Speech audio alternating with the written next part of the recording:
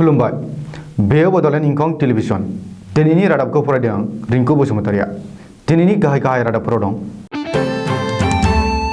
दिनै प्रमद बर' दैदेननाय बड'लेण्ड सोरखारनि गिबि बाजेट जथुम बिपिएफआ बयकट खालामदों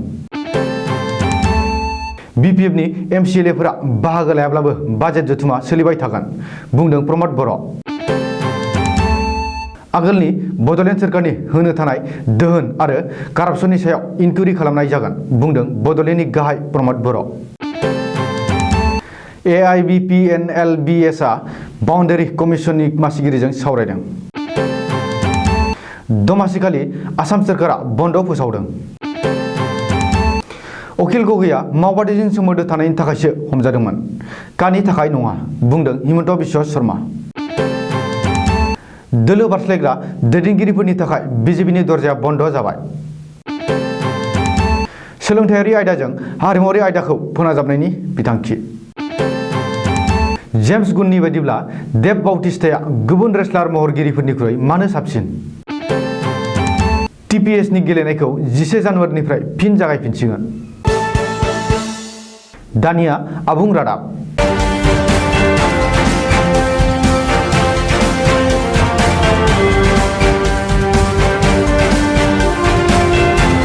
दिनै प्रमद बर' दैदेननाय इउपिपिएल बिजेपि आरो जीएसपी जथाय बड'लेण्ड सोरखारनि गिबि बाजेट जथुमा बानजायनाय जादों बड'लेण्डनि एसेम्ब्लियाव बबेखानि बे जथुमाव बेरेखा दोलो बिपिएफनि रावबो एमसिएलएफोरा बाहागो लायाखै बे बिथिङाव बड'लेण्डनि गाहाय मावफुंग्रा प्रमद बर'आ बिपिएफ दोलोखौ सोंखारियो बेरेखा दोलोआ सोरखार खुंथायाव गेबें बिफाव दं होननानै गाहाय मावफुंग्रा बर'आ बुङो दि थांनाय 17 बोसोराव इउपिपिएल दोलोआ बेरेखा हान्जानि जानानै खुंथाय बिबानाव थानाय हाग्रामा महिलारिनि सोरखारजों गसंफाबोदोंमोन दिनैनि समाव बिपिएफआ रायजोनि बिथोनखौ मानिनानै एसेम्ब्लिनि हाबा हुखायाव बाहागो लायैया दुखु गोनां जादों फैबाय थानाय समाव बिपिएफनि एमसिएलएमोना बड'लेण्ड एसेम्ब्लियाव मैखोमै बाहागो लागोन होननानै प्रमद बर'आ मिजिं लादों बेराफारसे बिपिएफनि सुलुङाव बुंनाय बायदिब्ला दा समाव बड'लेण्डआव रावनिबो सोरखार गैथ'वा थांनाय 22 दिसेम्बर खालि गुवाहाटी हाइकर्टआ बिथोन होनाय बायदियै दासिम फ्ल'र टेस्ट लानानै बड'लेण्ड सोरखार दानायनि खामानिया मावफुंजायाखै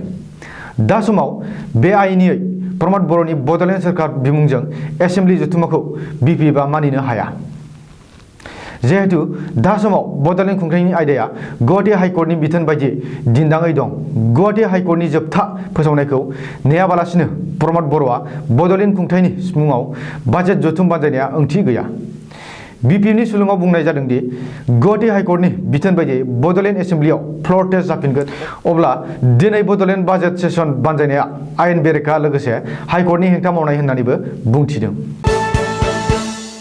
बिपिएफनि एमसिएलएफोरा बिटिसिनि बाजेट जथुमाव बाहागो लायाब्लाबो बाजेट जथुमा सोलिबाय थागोन जोंनि खामानिखौ जों मावलांबाय थागोन बे बाथ्राखौ खौरांगिरिफोरनि सिगाङाव बुंदों बिटिसिनि गाहाय प्रमद बर'आ मख'नो गोनांदि इउपिपिएल बिजेपि आरो जीएसपी दोलोआ बिटिसिआव सोरखार दानायनि उनाव दिनैनिफ्राय गिबि बाजेट जथुमा जागायबाय नाथाय खुंथाय गोहो गोमाजानायखौ गनायनानै लानो हायै हाग्रामा महिलारि दैदेननाय बिपिएफ दोलोनि सासेबो एमसिएलएआ दिनैनिफ्राय जागायनाय गिबि बाजेट जथुमाव बाहागो लायाखै बिपिएफ दोलोनि सासेबो एमसिएलएआ बाजेट जथुमाव बाहागो लायैया मोनसे इरेसपन्सिबल एबा बिबाननिफ्राय खारखुमानाय होननानै बिटिसिनि गाहाय प्रमद बर'आ खौरांगिरिनि सिगाङाव बुंदों बबेखानि रायजो राजाया भट होनानै देरहाहोनायनि उनाव गोहोआव थाब्लासो बाजेट जथुमाव बाहागो लानाय गोहोआव गैयाब्ला बाहागो लायैया सासे मोजां रिप्रेजेन्टेटिभनि गुन जानो हाया डेम'क्रेसियाव माब्लाबा गोहोआव आरो माब्लाबा हेंथा दोलोआव थानानै सुबुंखौ सिबिनो गोनां जायो होननानैबो प्रमद बर'आ बिपिएफ दोलोखौ सोंखारिनानै बुंदों आरो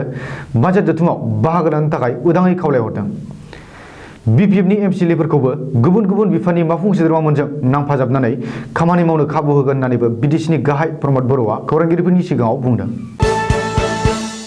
प्रमद बर'नि गोदान सोरखारा दिनै बानजायनाय बाजेट सेसनाव 1700 कोटि रां मन्जुरि बिल पास खालामदों बबेखानि बे 1700 कोटि रांनि बाजेटआव हाग्रामा महिलारि दैदेननाय बड'लेण्ड सोरखारा गुबुन गुबुन बिफानाव होनो गोनां 2300 कोटि रांखौ सरजाबनाय जायाखै आगु सोरखारनि बाहायजोबनो आद्रा थानाय दोहोन आरो रायजो सोरखारनि मोननो गोनां थाबोनाय दोहोनखौ बिथा लानानै बाजेटआव गामि ओनसोलनि लामाफोर लोगोसे न' बां लुफुंनाय खामानि मावनो बिथांखि लानाय जादों गिबि खेब बाजेटआव बाजेट सेसन जोबनायनि उनाव बड'लेण्ड गाहाय प्रमद बर'आ खौरांगिरिफोरजों मोगा-मोगि जानानै बुंथियोदि हाग्रामा महिलारिनि सोरखारा आगु सोरखारा गोदान सोरखारनो गेदेर आन्थोब एबा प्रेजेन्ट होलांदों।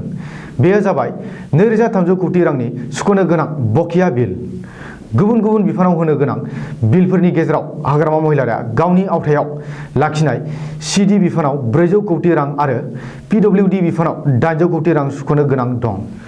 खौरांगिरिफोरा बे दाहारफोरखौ सुख'नायनि मा राहा लादों होननानै सोंनायनि फिननायाव बड'लेण्डनि गाहाय प्रमद बर'आ बुङोदि बेफोरनि सायाव इनकुइरि खालामनायसो जागोन। रायजोनि गिबि मन्थ्रि नायबिजिर दखन एबा सिबिआइ इनकुइरि खालामनाय जागोन। All India Bodo' people national league of Bodoland statehood सुंद'यै AIBPNLBS नि दैदेनगिरिफोरनि मोनसे हानजाया बिस्तिबारखालि सिमनायारि कमिसननि मासिगिरिखौ लोगो हमदों आरो गांसे गोसोखांलाइ गथायनानै बिटिसि सिमनानि बागै सावरायदों। बे सावरायनायाव all India Bodo' peoples national league of Bodoland स्टेटहुडनि दैदेनगिरिफोरखौ मदद खालामदों BPFनि दैदेनगिरि आरो मन्थ्रि चन्द्रन ब्रह्मआ। मिथिनो मोननाय बायदिब्ला बिटिआर गोरोबथानि दफा बायदियै आगोलनि BTADनि माखासे अना बर' गामिफोरखौ BTARनिफ्राय दानख'नाय जागोन। नाथाय आगोलनि BTADआव थानाय दरसेबो गामिखौ BTARआव दानख'नो मोना होननानै AIBPNLBSआ गावसिनि गोसोखांलायाव रोखा मख'दों। मख'नो गोनांदि BTARनिफ्राय थाखानाय गामिफोरखौ दानख'नो लानायनि हेंथायै जौसिन बिजिरसालियाव थांगोन होननानैबो AIBPNLBSनि दैदेनगिरिफोरा हुमखि होदों। मागो फोरबो एबा दमासियाव आसाम सोरखारनि मावफारियाफोरनि थाखाय मोजां खौरां। देग्लायनि मागो फोरबोनि दमासिखालि रायजो सोरखारा सोरखारि बन्द फोसावदों। 13 जानुवारिखालि एबा दमासिखालि बन्द फोसावदों आसाम सोरखारा। मख'नो गोनांदि सिगांनि बोसोरफोराव दमासि सानखालि सोरखारि बन्द फोसावनाय जायामोन।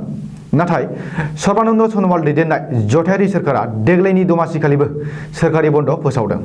बेखौबो मख'नो गोनांदि मकर संक्रान्ति मागो फोरबो एबा मागो दमासिखौ साननानै फालिनाय जायो आरो अर मोदायखौ फुजिनाय जायो। मागो फोरबोनि गिबि सानखौ दमासि होननानै बुङो आरो नैथि सान एबा गाहाय सानखौ मागो फोरबो होननानै मिथियो। अखिल गगैखौ हमनायाव जेबो राजखान्थियारि सोमोन्दो गैया। का सोमावसारनायनि थाखाय एबा राष्ट्रद्रहिनि थाखाय अखिल गगैया हमजायाखै। उदखारि आफाद आरो मावबादिजों सोमोन्दो थानाय आरो आसामाव मावबादि आन्दलनखौ हांख्रायहरनायनि थाखायसो NIA अखिल गगैखौ हमदों। बिस्तिबारखालि गुवाहाटी गोजौ बिजिरसालिया अखिल गगैनि जामिनखौ नेवसिनायनि सायाव दिनै गावनि कमेन्ट होनानै बे बाथ्राखौ खौरांगिरिनि सिगाङाव बुंदों नेडानि लिंथुमगिरि आरो मन्थ्रि डक्टर हिमन्त बिश्व शर्माया। बबेखानि अखिल गगैया मावबादिजों सोमोन्दो थानायनि रोखा फोरमाना NIAनि आखायाव दं। अखिल गगैया मावबादिनि ट्रेनिं लानो दैथायहरनाय आसामनि लाइमोनफोरा आसामाव फैफिननानै गावसिनि मावबादि आन्दलनखौ खालामनो नाजादोंमोन होननानैबो हिमन्त बिश्व शर्माया बुंदों।